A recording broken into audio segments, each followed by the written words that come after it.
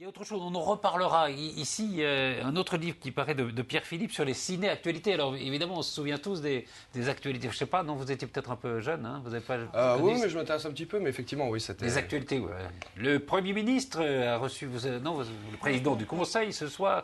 Enfin, hein, c'était avec une voix comme ça un peu. Absolument, mais il est trop jeune. Il est trop jeune parce que les actualités de cinéma, l'arrêt des actualités de cinéma, c'est 68. C'était avant les films, hein. C'était jusqu'en avant les 68. films, voilà. En gros. Et alors ça retrace. Alors ça commence à peu près en 1909. En 1908 chez Pathé, en 1910 chez Gaumont.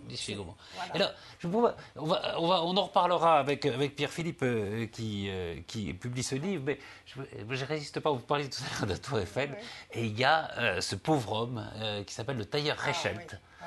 C'est en 1912, et ce type avait inventé un costume qui s'appelait le costume parachute. C'était un tailleur qui s'était installé à Paris. Et il était persuadé que ce costume parachute allait le faire voler.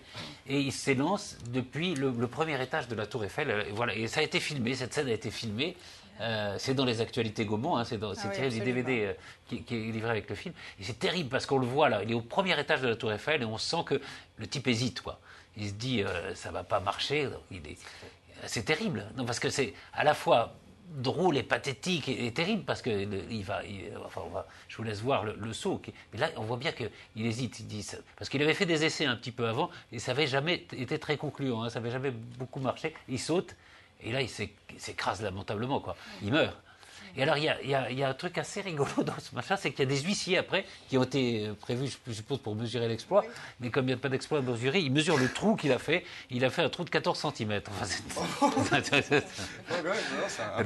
et c'est terrible, hein. De toute façon, personne ne réessayera. Donc, de toute façon, il reste le record manuel pour les 14 cm. Personne ne réessayera. On l'appelait le tailleur Reichelt. C'est en 1912. Alors, ça fait partie de ces actualités. C'est absolument fantastique. Absolument. Bravo, quoi, en tout cas, pour avoir. Bravo, parce que c'est vrai que c'est notre patrimoine à tous. Enfin, c'est le vôtre, mais c'est le nôtre. Absolument, c'est le patrimoine de notre époque dans tous les domaines, le sport, la politique, etc.